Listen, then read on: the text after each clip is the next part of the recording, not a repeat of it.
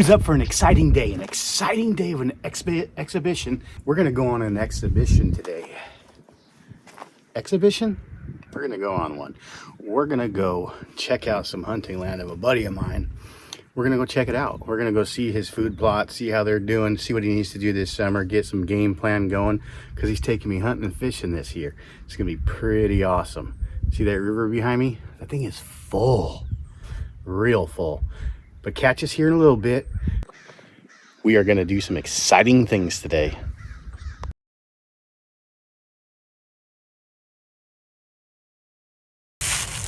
All right, we're here in the secret location. You can hear there's a lot of brush down here, a lot of leaves all over the place. We're gonna take a little walk with Andy. He's our guide for the day. This is his killing grounds. I'll turn you all around here.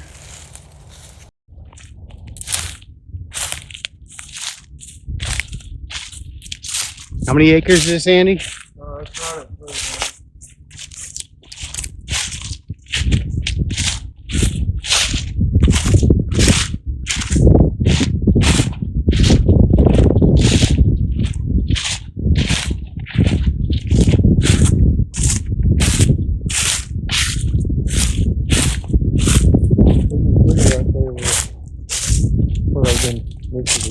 The trail right here, you see it? Yeah, all the way up and through. See, I hadn't walked this side of the property. I've been wanting to because I've been noticing some signs in here, but I don't want anyone to walk into that deer season. We might find some shells. I just want to see if there's bedding in here. You can see how thick this undercover is. And this green briar right here, I don't know what exactly the name of it. My dad always called it sweet briar. You can see where they've been chewed the ends off of it. Oh yeah. That's some deer nibbling on it. That's some browse. When I say they're eating browse, that's what they look for. Like this time of year, late in the winter, they run out of acorns. They run out of grass in the Fields have all been plowed. And then they also have to have. They're like cows. They got to have briars in their diet. So when they're bedding, they like to eat stuff like this. It stays green year round. It doesn't get hard like this does. What happens when it gets hard? Because I got a bunch on mine that's all hard and it's not even green anymore. Yeah, green briar. Either it's probably died or it might be a different type of briar. Gotcha. I don't know unless it's got these berries on it. I haven't seen any this season yet. This vine stays green. It's like a pine tree. It never goes dormant. It always stays green year round. That's why you always see them nipping. Oh yeah, I got a different kind in it, more than likely. You notice this property has a lot of that, which is good for the habitat. But as far as this timber was cut or select cutted in 2010, so there's not a lot of hardwoods left. So there is a few on the property, but right now this is all they got to eat. Honestly. Yeah, there's no grass over here. Right, unless they go a field across the road. That's our next project, is trying to get some food in the ground for them as far as plots and stuff like that. But yeah, a lot of people don't notice that. And see how you get the lower, think about a deer when he's walking, he's low to the ground, right? He's not that high. Look right here. Oh yeah. See, look right here. See how all this has been chewed down? If they wouldn't have been eating that, it'd be just as tall as that. So this is the path, and you kind of see how they're walking. See how that it's coming up and around. See how it's chewed down and opened up? That's them just walking through real slow, milling and eating browse as they go. Yeah, see how this is all up, cut, like somebody took a weed and cut it off. That's how much they're eating. Deer's got to eat like a ton of food a year to survive. So wow, that explains why, there's not a lot on this property for them to eat. We've got to get some food in here. But, you can see this ridge line is right here where we're walking.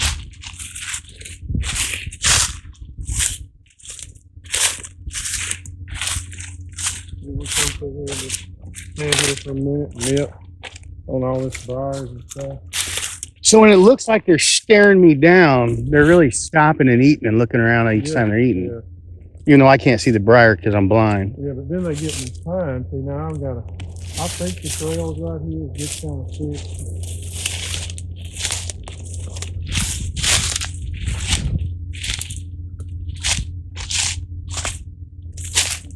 pine, you got a little bit of vegetation growing in here, not much. The problem with pine thickets is once you get a canopy over the ground, what's happening with all these needles, all your ground cover gets smothered out. Preventing all the food growth. Yeah, so it smothers out all your food that's close to the ground. A deer can't reach as high as we can. Yeah. They're only this tall. So anything head high, they want to eat on. So they trim it. They see how they're eating this right here. If this had grass on it, they'd be eating stuff off the ground. Surprised they didn't eat the grass right there. Yeah, a lot of people look at, well, I've got woods, I've got deer. No, you got to have food to have. Yeah. You got to have cover. They like hard edge, which this is considered a hard edge, right? But to make this habitat better, you come in here, you burn it, maybe open it up a little bit, get the sunlight in here again. Yeah. Get some grass growing. Make grass grow up or ground cover start growing up. Gives them more browse. So that, a lot of people don't understand that.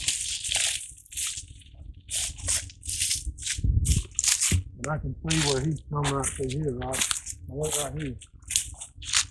There's an old deer rub right here, right? That's a buck. See right here? A buck did that with his horns. So he rubbed this tree, right? Now look, this is becoming his corridor, his travel corridor, right? If you're hunting a buck, this is what you look for. Now, does I think he's bedding here? No, I think he's traveling. And that could be, right now, that could be. Rubbing real good on this one. Well, that's probably, well, it could have been at one time, but now it's just kind of fell over. I think it kind of fell over the trail, but that's a little fresher. But watch this, you walk right here. You look up there, you see that next pine? See it? Yeah. That's good. Yeah. So he's turning right here. That buck's turning right here and walking. And like we talked about, the path of least resistance, right? This is it. But you got hard cover on both sides. And this is his travel corridor. So you have a buck that's traveling this, sit checking does during deer. What kind of beer do they drink? I don't know. They usually drink Bud Light. They possibly could. But look, so now you got two trails right here. You got one that's coming up towards the road, right? That's probably them deer coming across the road and crossing right here. But this is his main corridor, so you got does that's traveling through here. Your buck's gonna stand right here. He don't like to go out there in the open. He don't like to be, close to the road. So if you're gonna kill this buck that's rubbing these trees, you need to be in this area right here, not up there in the open. So, but this is where your does are gonna go. See, look, you got a trail that goes down through there, right here, and that's probably your doe travel. Your does stay in groups. Your bucks live by themselves during deer season, right? They don't want to. Your mature deer want to be by themselves. They don't want to be around any other deer. They just like an old man. They want to be by themselves. So, this trail to me is your doe travel, right? They stay in family groups. They move from food plot or food source to bedding right here. They're probably bedding down in there, and at night they come up through here and cross the road to that ag field across the road. Well, this trail to me is where the buck's travel. He only goes out there at night. During daytime hours, this is his movement. So if you're going to hunt this animal, this is where you want to be. Now, I wouldn't put a stand right here, but I would try to get your wind's got to be right. There's a lot of variables when it comes to this, but this is his territory. So we're going to keep walking, and I'm going to try to find a place maybe next year to hang a stand, possibly. Now you know where their paths are at. Yeah, and we kind of know his travel and how he's traveling. Now he could be doing this at night, but you want to find his daytime movement. Well, I got a feeling his daytime movement's further in, but we'll just keep walking. We might even find his antlers. I don't know. But to me, this is a young deer, possibly. Not really a mature deer, but like I said, I hadn't walked this part of the property. So a lot of times we call this would be considered a fence post rub, which a fence post rub is multiple deer put their scent using the same they thing. use the same one. Usually a fence post rub is a lot bigger. So when you see a lot of big trees rub, that's usually like in a small area. That's usually where he's bedded down. He's not moving, and that's usually a big deer sign when you see a lot of scrapes and tore up trees in a circle. You see, I see another trail right here, but See how this is more open right here? Mm-hmm. He's walking this edge. So to me, you think about it, if you're a deer and you got big antlers on your head, you don't want to You're gonna get caught up yeah, on you don't want to be everything. caught up in vines and stuff. Now those are different, but bucks want when during deer season they want to stay close to the edge so they feel safe, right? But they want to stay close to the open when they're traveling. Now when they're bedded during the day, it's going to be thicker, but we'll get to that. This is travel.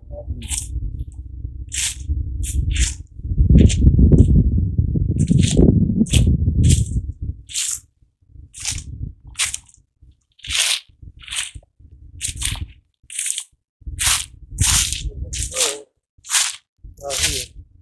So I feel like he's using this area a lot. Whatever buck, which I didn't hunt this area during deer season, I feel like this buck is bedded close to here because he's got a lot of trail rods. Look, see, here's the trail right here. See it?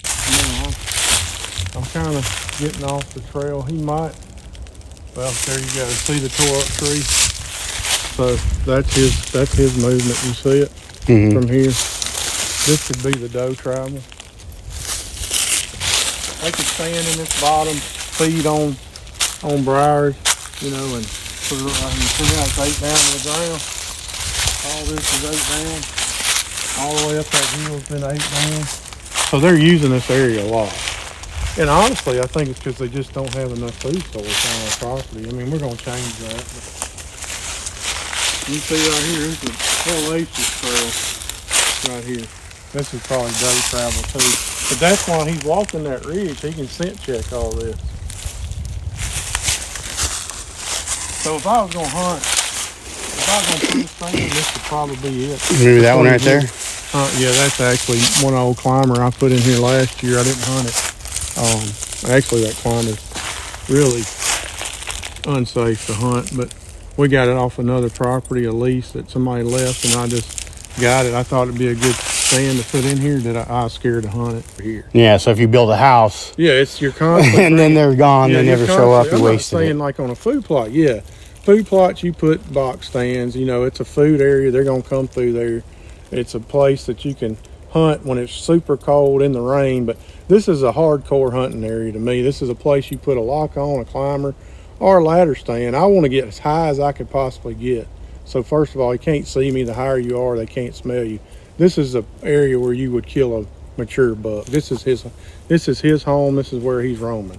He don't really come to food plots, right? He will, but this is your best odds of killing him is being in a spot like this road. So it's open, right?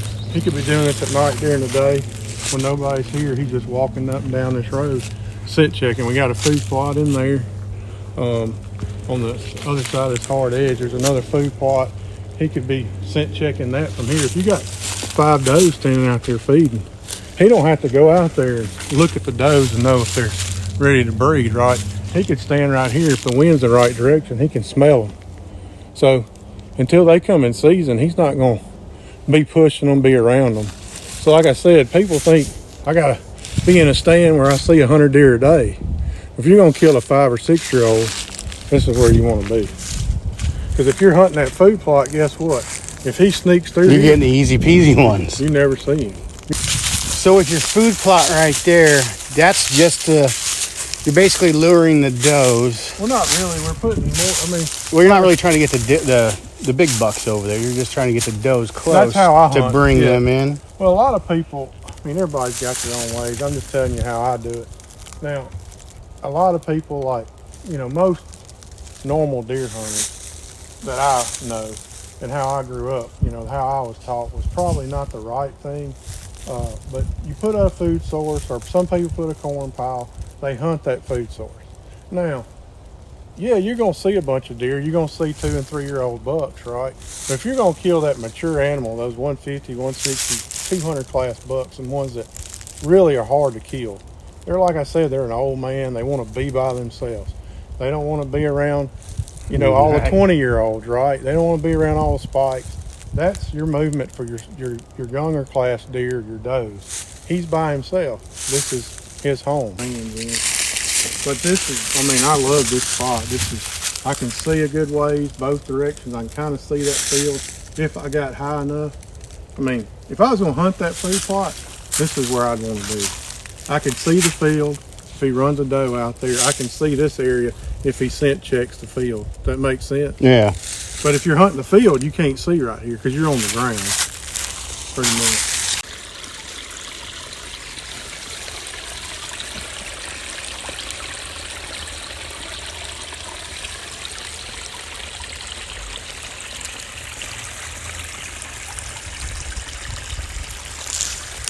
He was traveling this area. Me and the neighbor had talked, and he'd been seeing him too on cameras. And we had figured he was in between the two properties, which we're on my property or our property. And I decided one day I was gonna hang a climber in here. I had a feeling that he was traveling this corridor, so I hung a stand in there, right there. Well, actually, it was on top of the ridge. I hunted it one afternoon, seen a bunch of does, seen a few small bucks. Decided I was gonna hunt it the next day. Well, my wife decided that she wanted me to go to my godchild's dance recital. We had to be there at 2 o'clock, which I wanted to hunt that afternoon. So I went to the dance recital. On that camera at 3:15, Vader comes walking in. I've got a picture of him. So that just shows you, you know, they know when we're here. They know. They pattern. I'm gonna say Vader. He was hooked up with one of them things. He knew the text message. He saw it. Probably. But this is my favorite spot, and one of my favorite spots I hunted this year. Only hunted it twice. Like I said, I try not to put a lot of pressure on, you know, these corridors because, you know, they figure you out too. Right. Well, like with the game cameras, when you're that low on a tree, is there a height you want it to be A lot of times I want it high as I can reach it, out of the deer's view, angle it down. Honestly, I just hung that in here because I wasn't real sure. This was kind of like mid-season. I wasn't sure. I kind of had an idea this is where he was at. I think I remember you talking about it. Yeah. Saying you're bringing it out here. So I moved that camera when I put that stand here.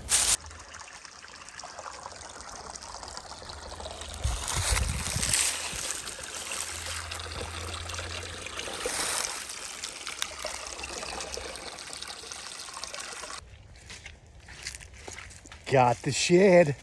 Yeah. Walked right over the top of it. Not me. He did. We're just walking down the road. We were out walking for about, I don't know, a couple hours. Out in the thick of it. Couldn't find anything. But here we go. A little 4-point with this little guy over here. Maybe a year old, year and a half, 2.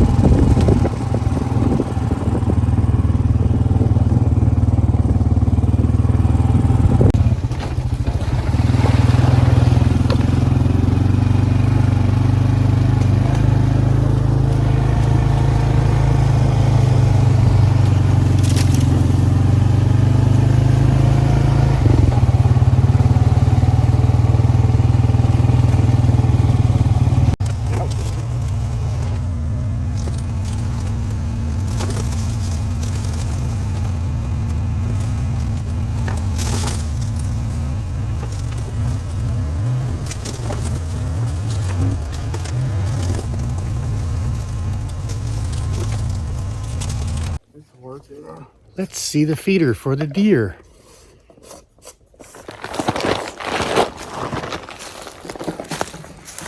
It's a good spot. Pretty, isn't it? Silly spot. I'd build my house over here.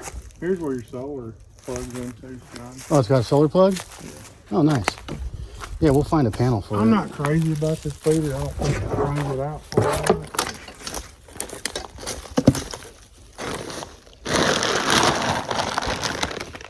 Depends on what you're going for. I mean, what do you got it on? The lowest setting? Yeah, it's set on 2 times a day.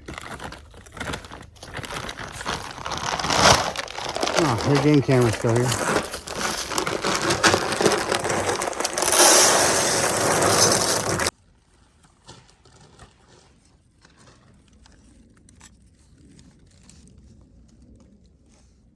Still working.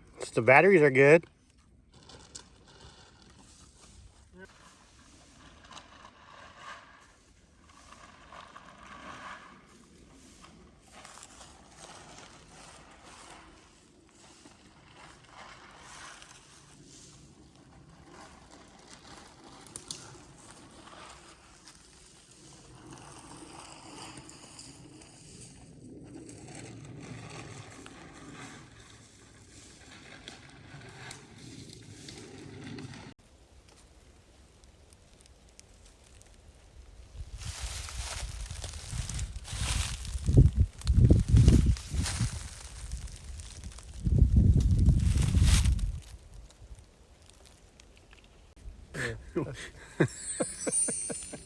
I wonder if it's showing it in the video too. Probably.